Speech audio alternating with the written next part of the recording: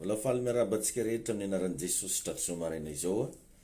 ary ampifaliana no iarabako anonako ny fiadanan'ny Tompo fitahin'Andriamanitra sy ny herin'ny fanamasina ikorino ny fiainako sy ny fiainanao. Faly sady manonona fandresena ho an'izay rehetra miatrikady, manonona fanasitranana ho an'izay rehetra marary ary indrindra ny tana maherin'Andriamanitra ny hitantana manokana ny fiainanao. Faly satria tombony lehibe indray mbola ahafahantsika miaonety noho ny fahasoavan'Andriamanitra. Ny lohahevitra andeha hojerevantsika zao maraina zao dia hoe moa tena miaraka amin'Andriamanitra marina ve ianao. Satria betsaka manko ravagna ny olona milaza anazy fa mivavaka fa nefa ny fiainany tsy tena miaraka amin'Andriamanitra. Ka izay zavatra izay no velabelarintsika miseho amin'ny endrika fanontaniana zany fa kosa ho valitsika eo anatin'ny fampianarana. Ka dinio kely so de varina ianao hoe tena miaraka amin'Andriamanitra ve ianao io sa mbola miaraka amin'ny zavatra hafa. Anatin'izany rehetra zany ndaontsika hivavaka ametraka an'izao fotoana izao ampelatagnan'Andriamanitra. Ray masina tsara indrindra amin'ny anaran'i Jesosy Kristy no ivavahanay ametrahanay ny lesona eto ambany fitarianao eto ampelatananao. Mino sy matoky Tompo fa nizaniza ao anatin'ny tebiteby, ao anatin'ny fanontaniana sarobaliana ao ambadika zao fampianarana zao dia ho mpandresy izy. Oka Tompo mba hakasika fiainan'olona maro ty lesona ity, anova olona maro ty lesona ity ary hitondra ny indray amin'ny fanatrehana. Indrindra Jesosy mba hiverenanay amin'ny fitiavana voalohany anatonanay anao Jesosy Kristy. Misaotra fanamasina vangio nisy an-tokantrano naizanaiza misy azy, anao mba tena nitikitika ny sainy tsiraray avy Jesosy amin'ny alalan'izao lesona zao hoe mo tena mbola miaraka aminao marina va izahay. Ambarako Tompo fa voata ny afatra, voata kozy rehetra mandre amin'ny anaran'i Jesosy. Amen. Izay zany ny lohahevitra hojerevantsika hoe moa mbola miaraka amin'Andriamanitra va ianao io. Satria zavatra anankiray tadidio miaino anatin'ny antsoina hoe vanim-potoana ny andro farantsika zao. Ka raha sanatria ny vava efa tsy miaraka amin'Andriamanitra intsony ny fiainanao, maro ny zavatra mety ho simba. Le fiarahana amin'Andriamanitra ry havana tsy hoe manonona anazy amin'ny vavanao, fa ny fiarahana amin'Andriamanitra dia ny fiainanao mihitsy tena hoe ataonao mifagnaraka amin'izay zavatra ny volagniny. Alaka ohatra tsika tantaran'olona anankiray izay lazaina hoe rainy mino tagnaty baiboly tao, tsy iza fa i Abrahama. Izy io dia agnisan'ny lehilahy anankiray goavana, malaza tamin'ny resaka finoana ary voalaza mihitsy fa izy no rainy mino raha mamaky baiboly ianao. Hojerevantsika aloha bokin'ny Genesisy toko fahafito ambin'ny folo ny andininy voalohany. Genesisy toko fahafito ambin'ny folo ny andininy voalohany. Ozy hoe ary rehefa 7 taona Abrahama dia nisehon'i Jehova izy ka nitenenany hoe izaho no Andriamanitra tsy toa, mandehana eo anatrehako ary aoka ho tsy misy tsiny ianao. 7 taona ny Abrahama no nisehon'i Jehova. Dia raha vakinao nefa ny bokin'ny Genesisy toko faharoa ambin'ny folo dia ny andininy voalohany, Genesisy 12:1 ka hatramin'ny fahadimy vakitsika vetivety. Genesisy toko faharoa ambin'ny folo ny andininy voalohany ka hatramin'ny fahadimy ohatrohatr'izao ny zavatra nitranga. Ary hoy Jehova tamin'ny Abrahama, mandehana miala amin'ny taninao sy ny havanao ary ny tranony rainao ankany amin'ny tany izay asehoko anao, dia atonganao ho firenena lehibe aho sady hitahy ianao sy alehibe ny anaranao ary ho fitahiana tokoa ianao. Ary hitahy izay manisoanao aho fa hanozona izay manozona anao ary aminao no hitahiana ny firenena rehetra ambonin'ny tany. Dia nandeha Abrahama arak'izay efa nolazain'i Jehova taminy ary Lota koa niaraka taminy. Ary efa 570 taona Abrahama raha niala tao arana izy. Ary Abrahama nitondra ny Sarai vadiny sy Lota zanadralany mba mifanana izay rehetra efa noariny sy ny olona izay efa azony tao arana, dia niainga izy ireo ankany amin'ny tany Kanana ka tonga tany amin'ny tany Kanana izy. Rehefa tsara eto mamaka an'io ten'Andriamanitra ianao, na niala tao amin'ny tranony raina azy Abrahama tsy tena niaraka tsara tamin'Andriamanitra izy, satria mbola nifangaroaro tamina zavatra maro. I Abrahama no nantson'Andriamanitra fa ndesiny niaraka taminazy papany, ndesiny taminazy koa Lota, nefa izy rery ny concerné tao anatin'le izy. Zany hoe be da be ny zavatra mbola tsy foiny zay koa tsika ndray amin'ny fiarahana amin'ny tompo na de fa resy lahatra amin'ny fivavahana ara fa misy zavatra mbola tsy foy ny afetsifetsena madinidinika ny lainga fitiavantena ny fijangajangana reo karazana favetavetana miafina sy ny sisa mbola miaraka eny ihany na de efa mivavaka ary ny anarany de jerevy magnapirofo an'izany ao amin'ny Joshua toko fa 4 ao ny andininy faharoa Joshua 24:2 de tena nasion'ny baiboly mihitsy hoe ireto kay ny zavatra nisy tao amin'ny fiainan'i Abrahama aroy Joshua tamin'ny vahoaka rehetra izao ny lazain'i Jehovah-Andriamanitry ny Israely tany andafiny ony no nonenany razanareo tany aloha dia tera rain'i Abrahama sy Nahora ary nanompo andriamanikafa izy rehefa tsara mba imagineo nge anao zany raha miaraka amin'olo manompo andriamanikafa zany tsy maintsy le andriamaniny no ipetapetahanao ary Abrahama de zanaky tera io babany io le voalaza hoe nanompo andriamanikafa mba imagineo zany anao miaraka mipetraka amin'ny papanao mpimasy mazava ho azy tsy maintsy misy moasy ihany ao ambadimbadika ao ny olona miara mipetraka amin'olona mpandainga tsy maintsy misy laingalenga ihany ao ambadika ao zany hoe raha tena dininao tsara niaraka zany Abrahama sy le rainy mpanompo sampy ka izay no natonga Andriamanitra ny teny ao amin'ny Genesis 12:1 miala amin'ny tranony rainao sy ny reninao nasaigny niala zany Abrahama satria nisy zavatra tsy naresy lahatra n'Andriamanitra ataony amin'ny papany zay manompo andriamanikafa ka enao miaino anahy koa asain'i Jesosy miala enao amin'ny fahotanao io asain'i Jesosy miala enao amin'ny fahazaran-dratsinao io fa ho avy tsy ela izy tongava saina aza varina aza atao mahatezitra anao zany fa afatra Andriamanitra zany mampatsiahy ary mba mingavy anao zany mba enoetra amin'ny farany ny afatra io zany matetika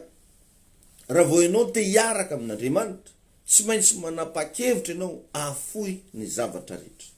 raha vao enao te hiaraka amin'Andriamanitra indrindra zany hoe te ho any an-danitra zany zay ny décision tsy maintsy raisina hoe tsy maintsy misy zavatra afoy anisan'izany riavana ny fahafoizana olona betsaka amintsika reo misy karazan'olona zay mila isarahana misy karazan'olona zay mitonanao manota foana misy karazan'olona zay mandoto ny fiainanao foana misy karazan'olona izay tsy tokony ipetapetaka ao fiainanao raha te hiaraka amin'Andriamanitra anao tsy maintsy miseho zay karazan-javatra anankiray zay hoe mila fahafoizana olona ao anatin'io koa fahafoizana anankiray faharoa de ny fahafoizanao ny filandratsinao rehetra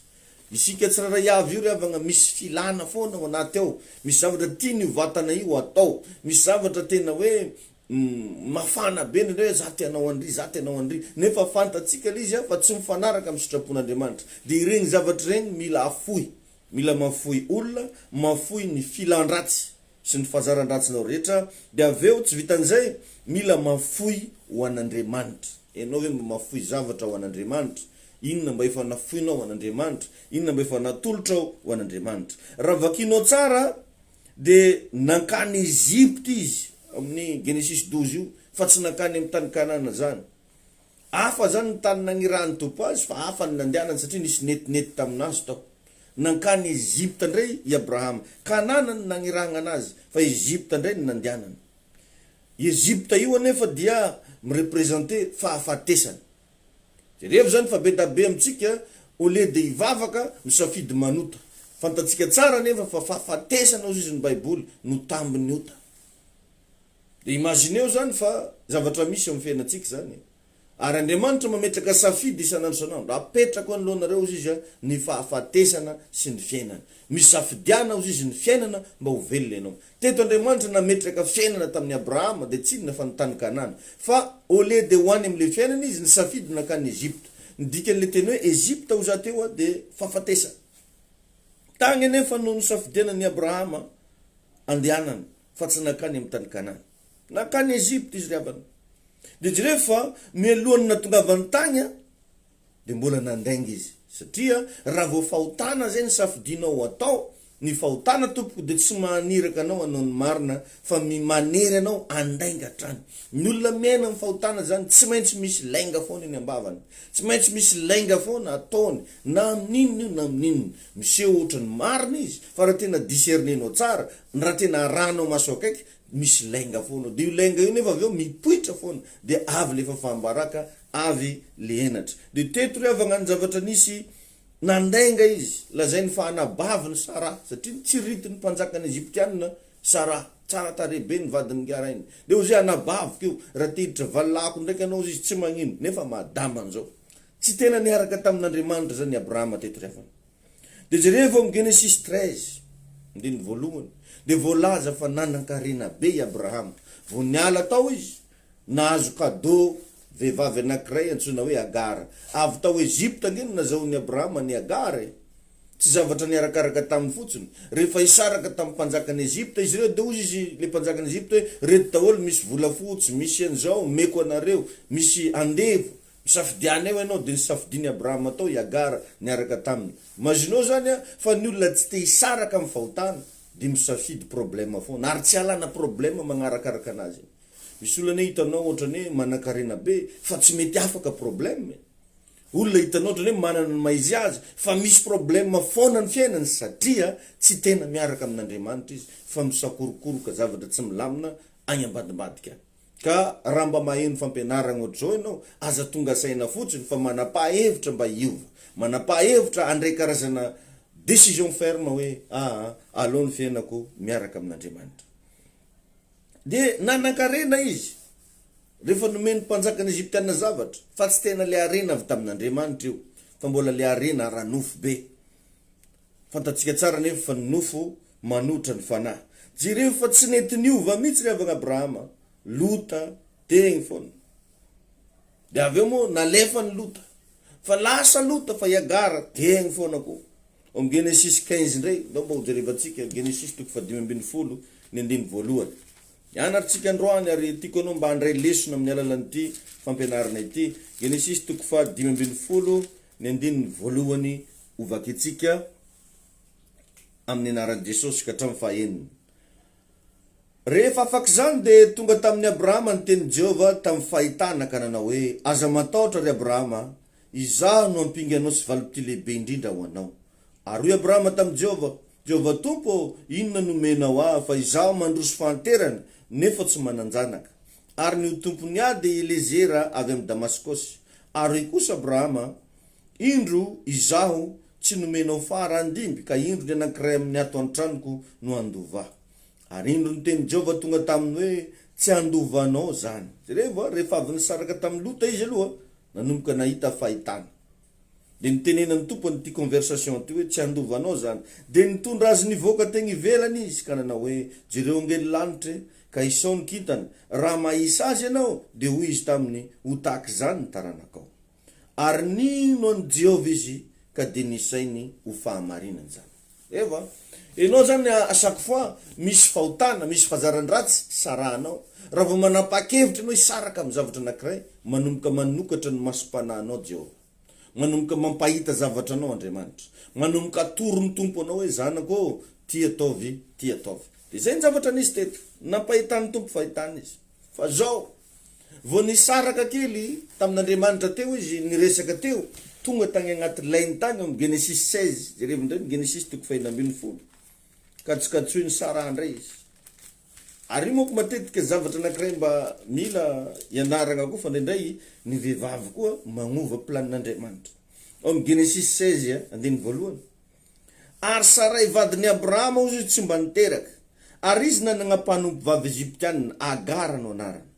io le Egyptianina le nalainy avy tariwa ary hoy Sarai tamin'ny Abrahama iny rehefa tsy nanome zanaka Jehova masiny ianao mivadia mpanompo vaviko angamba azo zaza aminy ianao de nekeny Abrahama niteny Sara afa ny zavatra nilazain'Andriamanitra anazy tary rehefa niteny taminy ny vadiny de narahany angamba izy mety efa menimeny anazy andavanandro raha efa tiany atao de mitovy am'le fitenenantsika zay hoe teo andro natolaka andrano raha efa tiagna atao moa zany nitenenina ka vao may de lasa ngarainy de jerevo fa tsy le feon'Andriamanitra amin'ny Genesis 15 itsony ray no nenony fa naleo ny hainony Sara matetika ianao io na de efa mandre tenin'Andriamanitra zao aza mbola zavatra hafa foana no ataonao ndraindray ireo zany revagna natonga n'Andriamanitra ihany koa ny teny amin'ny Genesis 17 jerevo Genesis 17 Genesis 17:1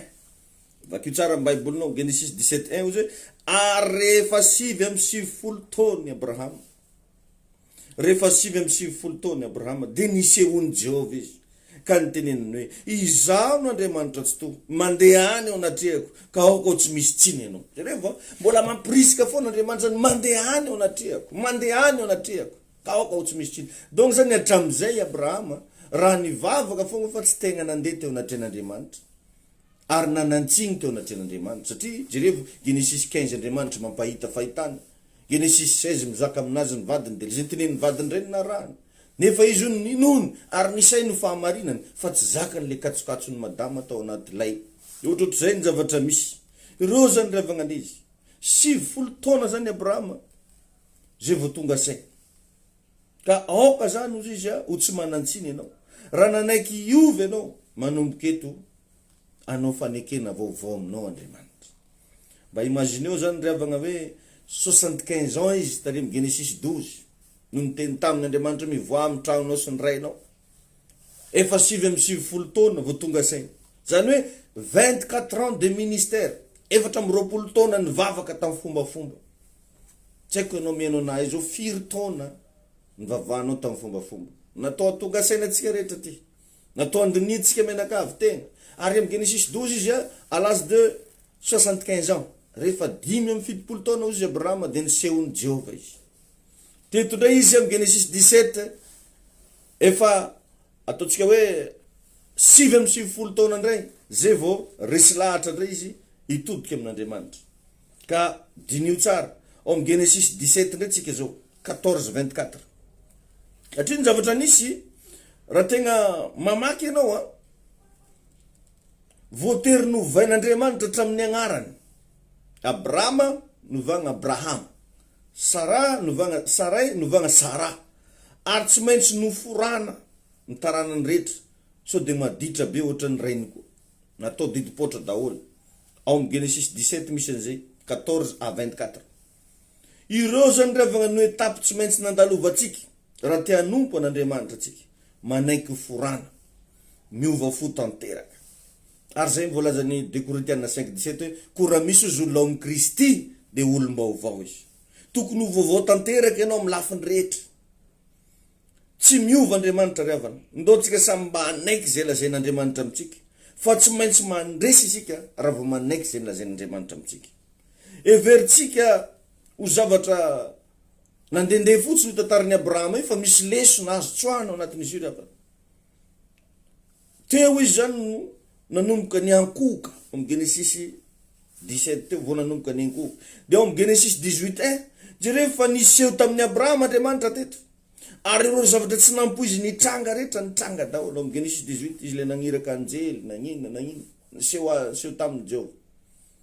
noninona fanekeny zay nilazain'Andriamanitra de amin'ny Genesis 18:22 jereo fa lasa natsapa ny fanatren'Andriamanitra trany Abrahama lasa feno fanatren'Andriamanitra ny fiainany lasa misy karazana fahatsapana ra-pana lasa fahamelona ra-pana satria nanaiky iova sy ny ankoka teo anatren'Andriamanitra de raha mandinika ianao Adama angery lasa nabavy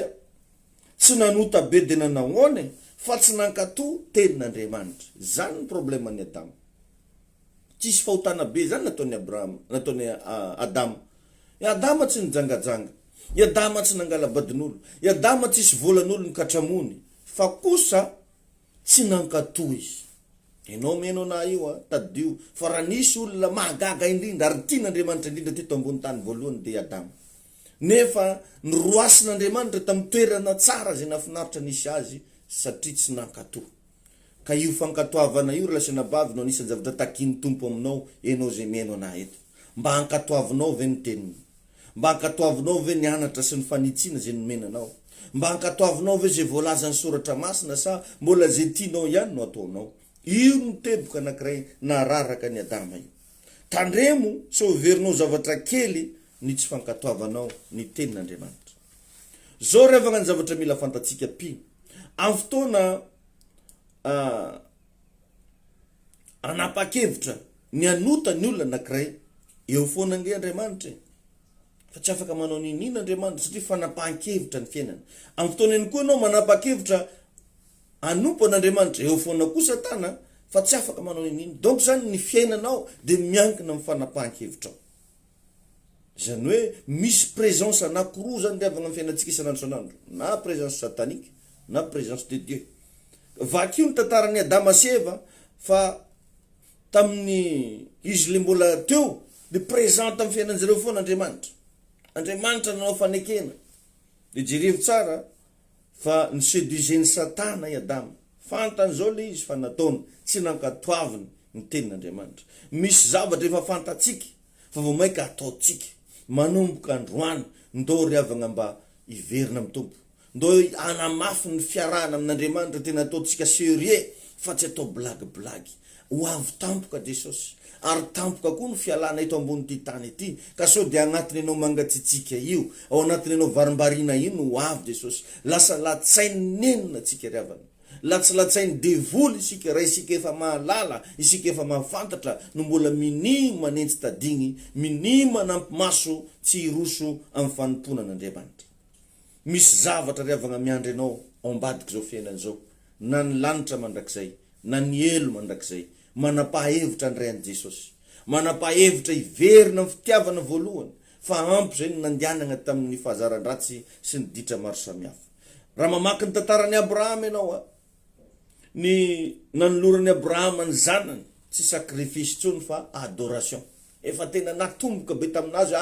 za raha vao raha volagniny olona io za tsy mandatsony fa hitako zay tao anatin'ny 24 ans zay de tsy nanao zavatra natezitra n'Andriamanitra tsony izy mila mahalala ny fanatren'Andriamanitra tsika sady tia miankoka de hitanao fa hitanao ny voninahitr'Andriamanitra ny adalana ataonao nge riavagna tsy Andriamanitra ny vao mafy am'zany fa ianao ihany satria mandany fotoananao amina zavatra tsy misy dikany